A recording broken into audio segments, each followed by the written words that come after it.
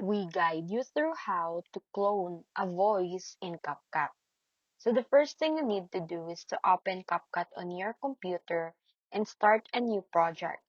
Then import any video or audio you want to use as your base.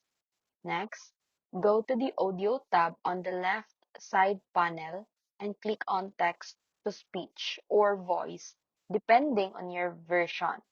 After that, look for the Voice Clone or AI voice feature and click on it.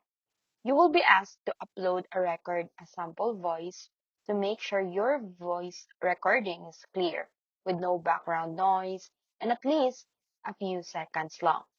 Once uploaded, CapCut will analyze your voice and create a clone version.